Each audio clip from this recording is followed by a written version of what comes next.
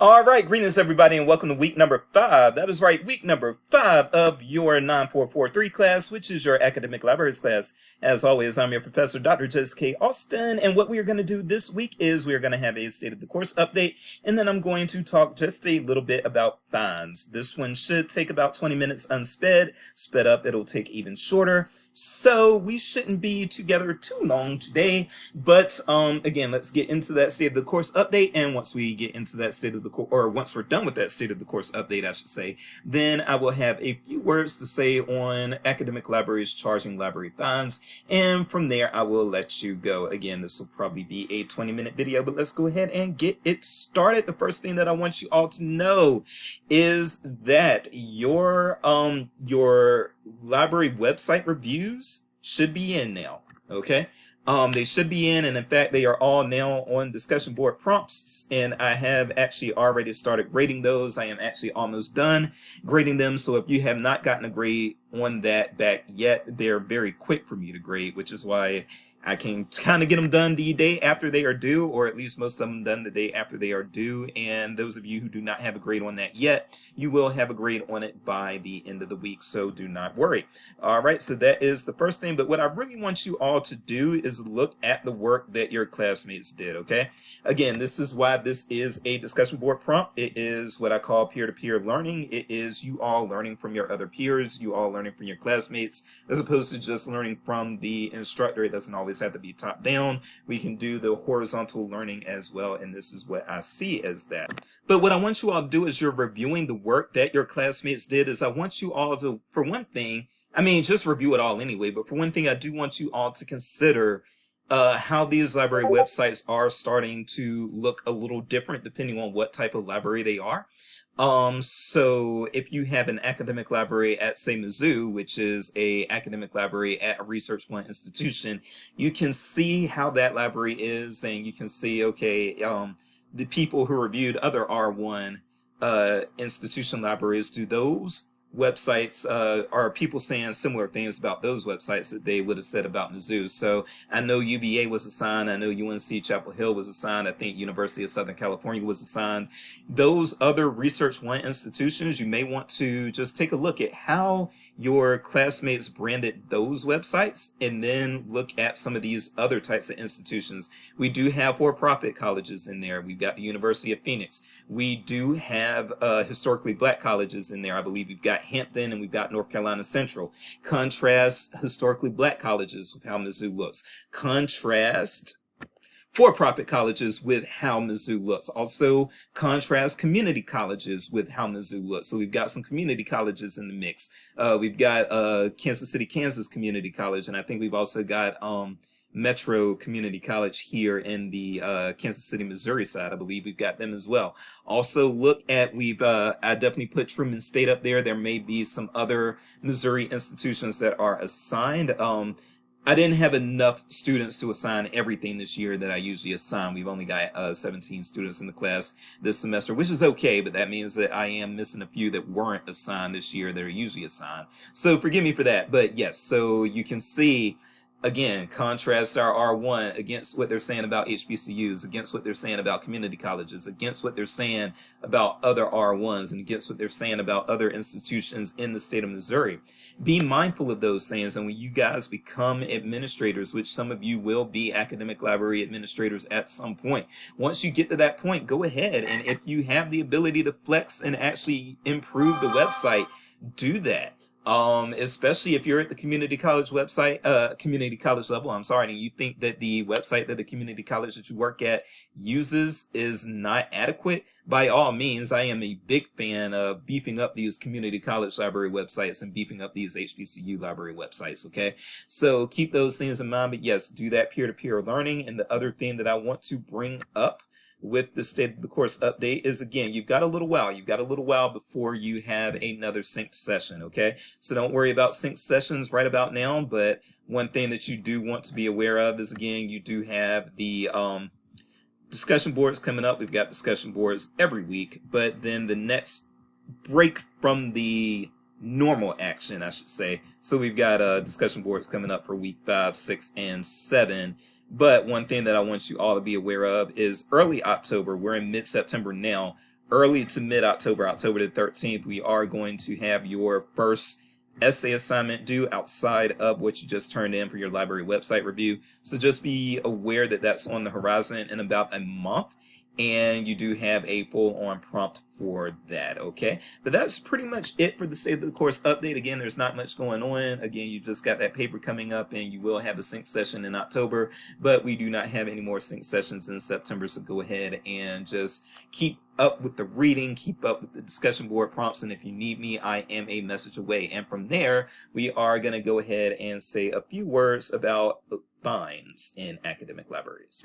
Okay, so let's spend a few minutes talking about these library fines, specifically these library fines in your academic libraries, okay?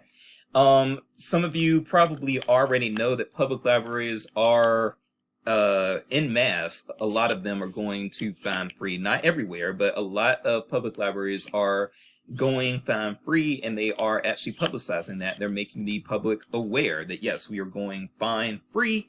And so if you turn in your materials a little late, then you will not be fined for that. Now, I should clarify that this is fine free for overdue fines, okay?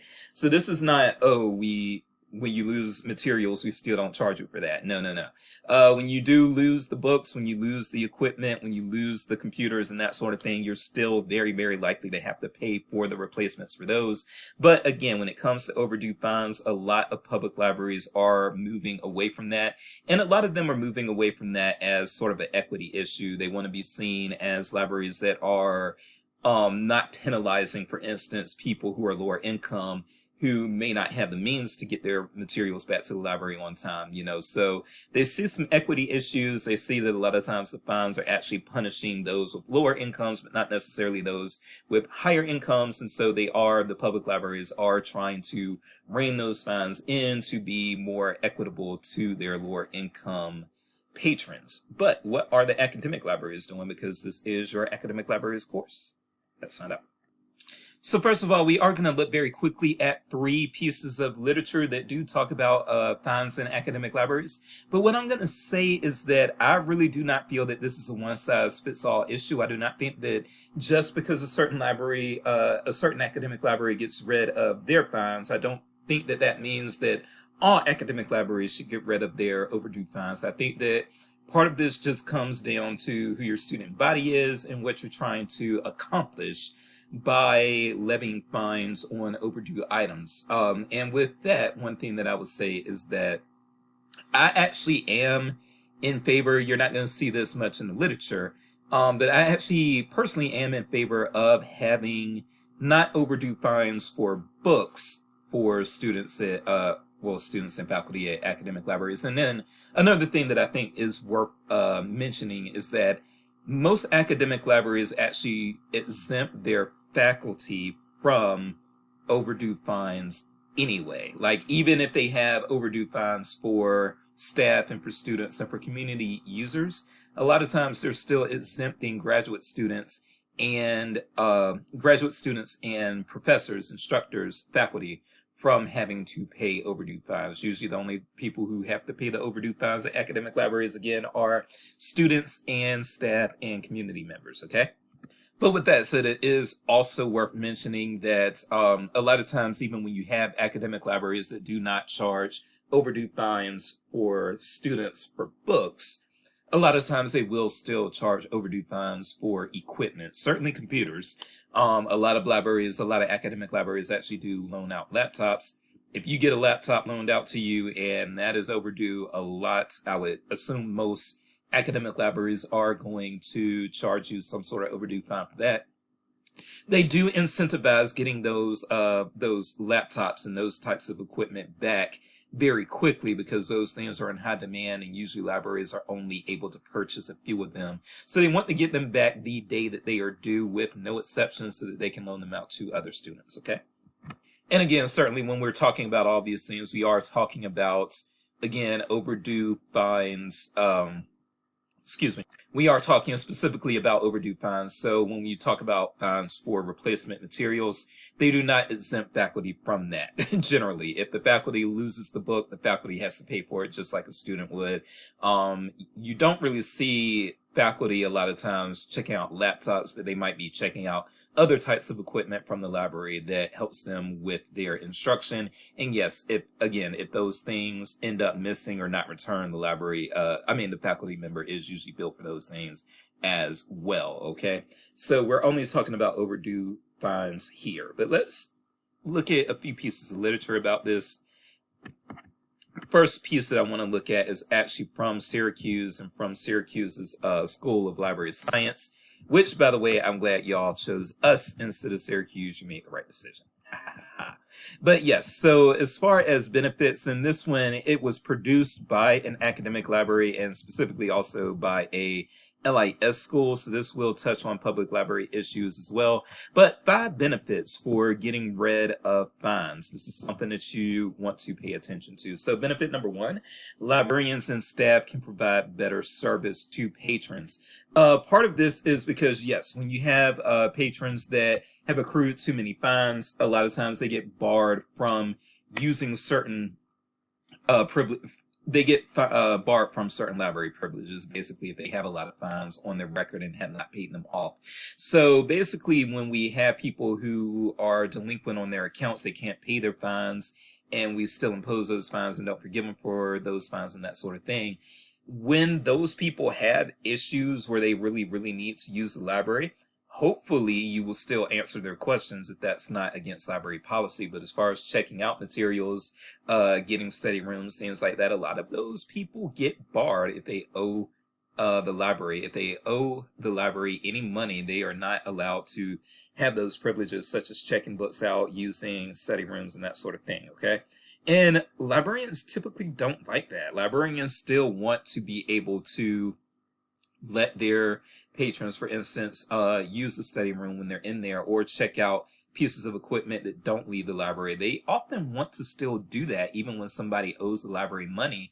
But if the library policy says they cannot, they cannot. But when you go fine free, then the library policy is not going to prevent them from doing that. So that can be a plus there.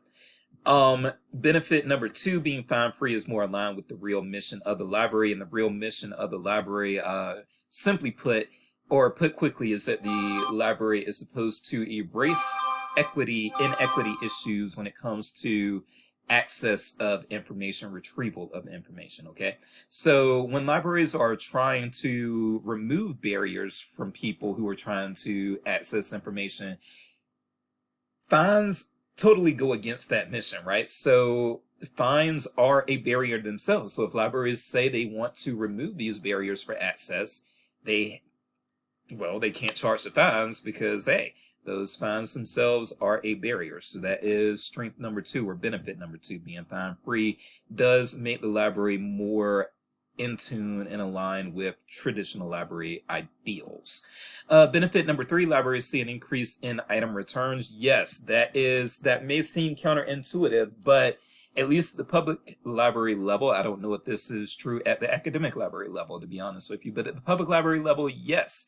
When you go fine free, a lot of times what that does is it causes people who do owe the library money, it causes them to come in and return their materials. There are people who will not return the materials because they have anxiety about being singled out, about being forced to pay, that sort of thing. And not everybody knows they can just return materials without paying the fine. That is true at every single library I've been to, that even if you have something overdue and you owe on it, you can bring it back and not have to pay the fine immediately. Really, the library wants that item back. That's what they want more than anything else, okay? So that's another thing. Going fine free, it does increase the returns that the library sees. People bring their stuff back when they don't have to worry about being charged or being sued when they come back, okay? Benefit number 4, libraries can use their resources better. Yes, so now we've already talked about this one. This one is, again, when you are fine free, then people who would have owed money otherwise, they're not owing money to the library, so they have their full privileges. And when they have their full privileges, this is what they're talking about with benefit number 4. When patrons have their full privileges, they can use the resources at the library better, and they are better served in that case, okay? And then finally, Benefit number 5 in this piece is eliminating fines can lead to a renewed appreciation for the library, or at least some good PR. Yes, a lot of the public libraries that have eliminated fines, they made sure people knew about it. So you saw press releases, you saw news reports about it even. And again, that is good PR for the library, and it's free PR for the library generally. So why not do it in those cases? So again, these can be benefits for eliminating fines. I'm going to look at 2 other things, and then I'm going to soapbox just a little bit more. So the next thing that I want to look at, hold on. All right, so the next piece that we're going to look at is going to be this piece right here, which is an executive summary, or should I say evidence summary of library fines make a difference in academic library book return behavior. And so what we've got here is a study. I believe the data on this study was probably collected last decade. It was this is a review of a study that was published in 2013, and the review itself was published about 10 years ago. Okay, now what I like about this is there are 5 very easy to follow hypotheses here, and then the data that they collected, it appears that it supported 2 of the hypotheses and not the I'm sorry, it did not support 2 of the hypotheses, and then it did I keep messing up. It did not support 4 of the hypotheses, but it supported 1 of the hypotheses. So the only hypothesis that the data here collected, and I'm going to put these links in the announcement so that you can kind of look at these on your own as well. But the only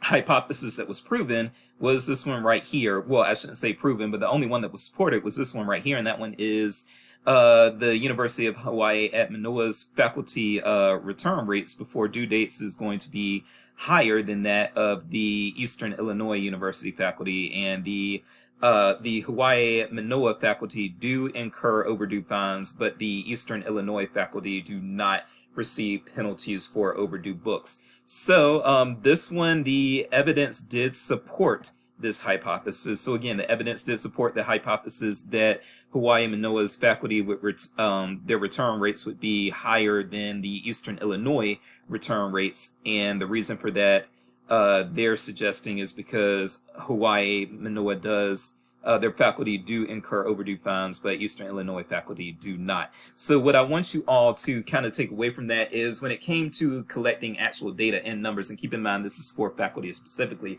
but yes, for the faculty specifically, in these 2 instances in a side-by-side comparison, yes, the fines did motivate the Hawaii Manoa faculty to return things on time, and the lack of fines seemed to not encourage the Eastern Illinois faculty the same way. But there are 4 hypotheses that are not supported. We are going to go over 20 minutes, I'm sorry, but hopefully you sped this up. There are 4 hypotheses that are not supported by the evidence, so let's look at those now.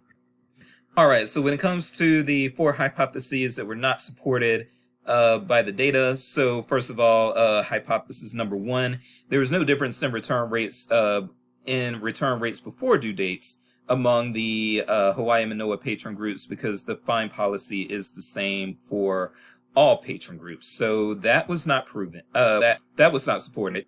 So the prediction was that there was going to be no, between the 3 patron groups, which are undergrad students, grad students, and faculty, the prediction or the hypothesis was that there was not going to be any significant difference in return rates before the due dates among the Hawaii Manoa patron groups, but in fact there were. So as you can see here, the undergrads actually were only returning before due date at a rate of 90%, so 9 out of 10 times, 9 out of 10 checkouts, and it is actually 19 out of 20 as opposed to 9 out of 10 once you get to faculty, and then you have the graduate students that are somewhat in between.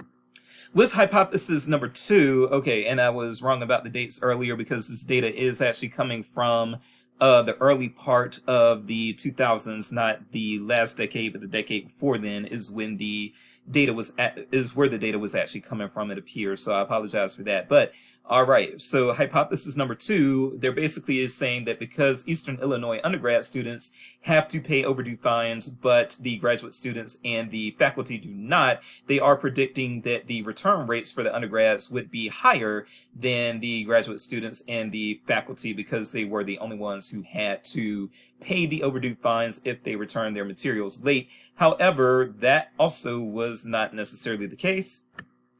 Even though the graduate students were not subjected to overdue fines, but the undergraduates were. The graduate students, as you can see, still turn in their materials beforehand at a higher rate than the undergrads. But as you can see, both the graduates and undergraduates kick the ass of the faculty right there. So that's a thing, but that's not something that is unexpected, at least not by yours truly. And this is a big money one right here. This is hypothesis number 3, and this also deals with the Eastern Illinois students.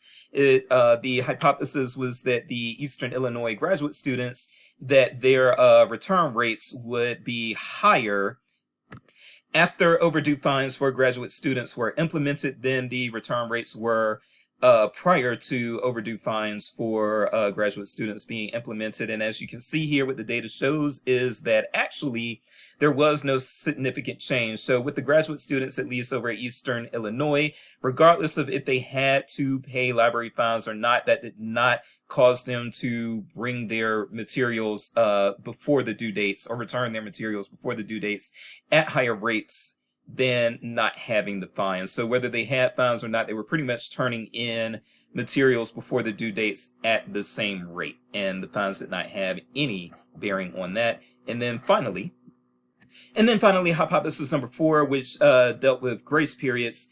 They were expecting that Hawaii Manoa undergraduate students, their return rates would be higher than those of Eastern Illinois undergraduate students, because the Hawaii Manoa undergraduate students did not have grace periods if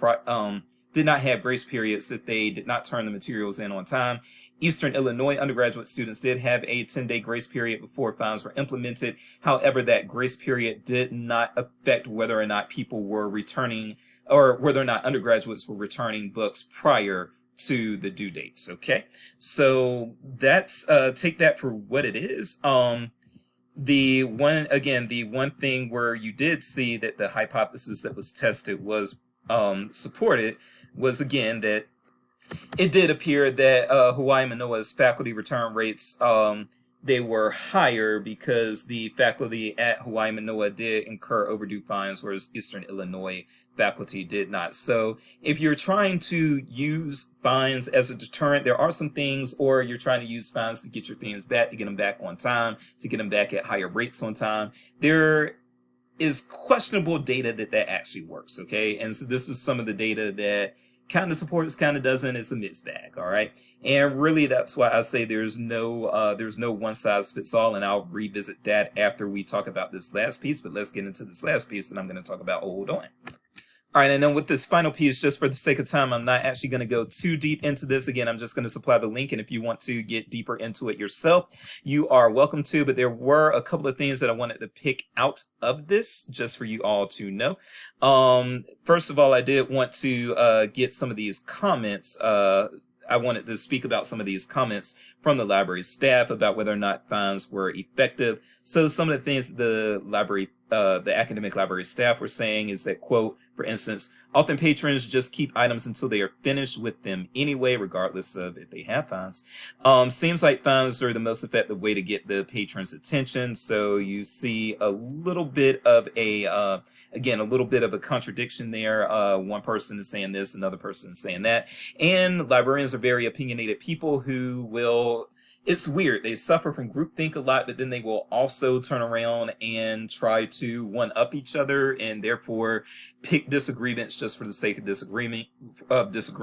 Librarians just in general are weird, but that's one of the weird nuances about them. So you aren't going to see these people necessarily agreeing on everything.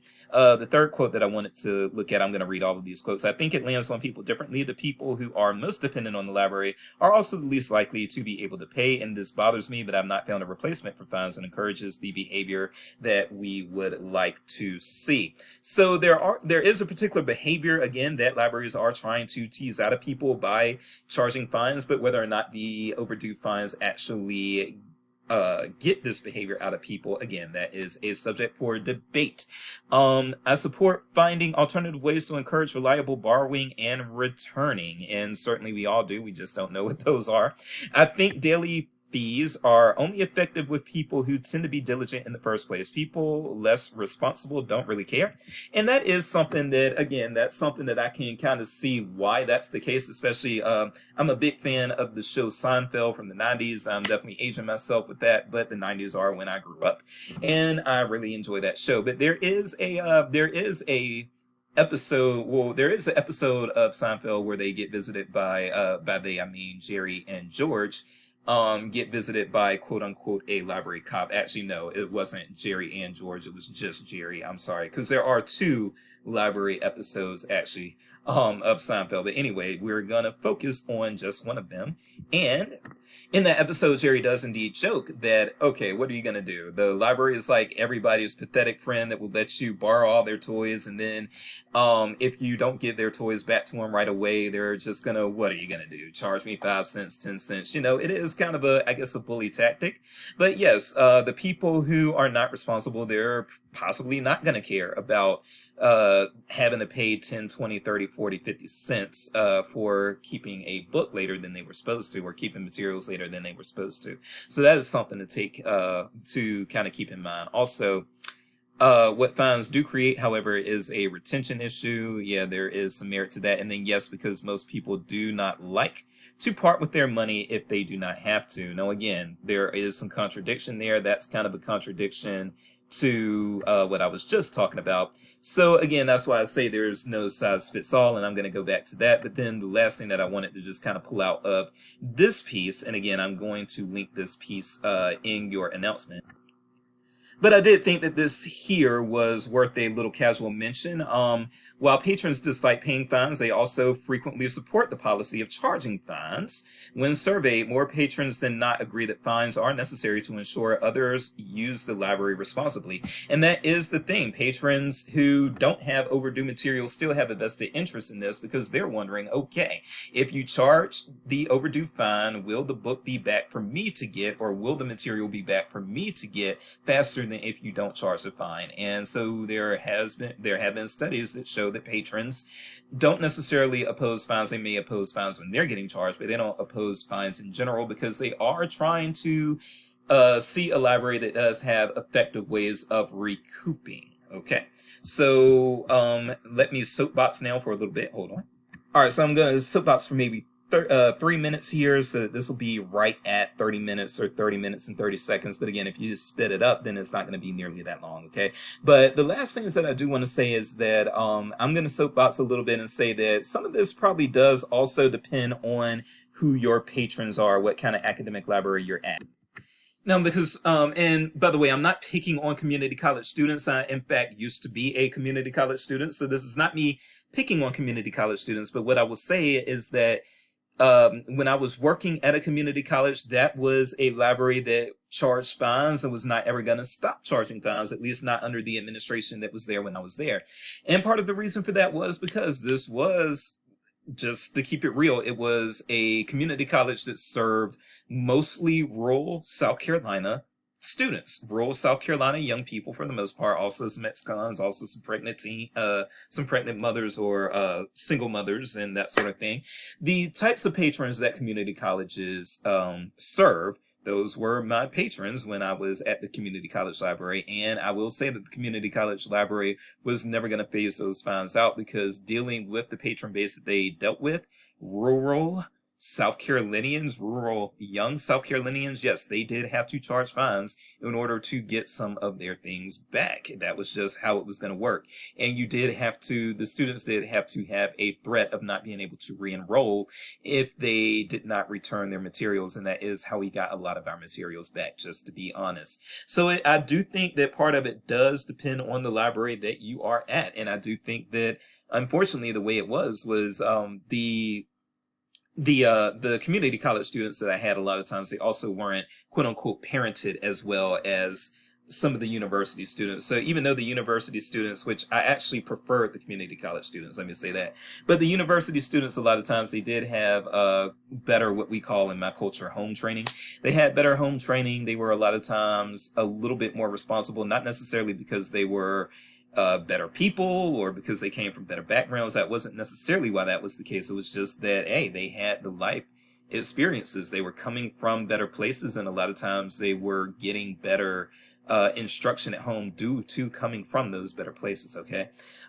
So again, I think it depends on the academic library that you're at. An R1 may, you still may want to charge your, if you have really entitled students in an R1, really entitled undergrad students, that is, you may still want to have fines, especially for equipment, but then you may want to have lax fines or no fines for graduate students. And then a lot of times faculty will just straight up revolt if you charge them, because faculty, they think they're smart, and so they think they should be entitled to whatever little benefits they can get from their university, because hey, I'm faculty and I earned this PhD, and so you better respect me. And one way to respect me and keep me is to not charge me when I have things late, because I'm very important, and because I'm very important, I keep these materials longer than I'm supposed to because I need them for a very specific important purpose. That is what you're going to deal with some faculty as well. And so these are some of the considerations that you have to kind of bounce around on. But one thing, what I want to leave you all with, and again, this has been a 30-minute video. I wasn't planning for it to be, I'm sorry. But what I want to leave you all with at the end of the day is that there is not one size fits all. So just because, like, again, and you'll see this at conferences, and you'll see this when you're talking to other librarians on social media and that sort of thing. They're very self-righteous, so they will say, hey, we got rid of the fines and everybody is better for it. Everybody should get rid of fines. If you ask the typical librarian at a conference or on social media or something like that, they are going to say, yeah, it's better to get rid of the fines. We have to get rid of the fines, equity, barriers, access, blah, blah, blah, blah, blah. But that is not always the case. There are going to be some institutions, unfortunately, where the fines might come in handy. And so I really don't want you all to say, oh, well, it's a trend, so I have to do it this way, or, oh, conventional wisdom says this, so I have to do it this way, or, oh, the majority of librarians are doing it this way, so I have to do it this way. No, you do it the way that is best for your institution. Let's go ahead and end it right there. I am Dr. Jace, and I would say that charging fines for overdue materials is not necessarily a disgrace. It just depends on where you are, and I will see you all next week with a new check-in video. Bye-bye.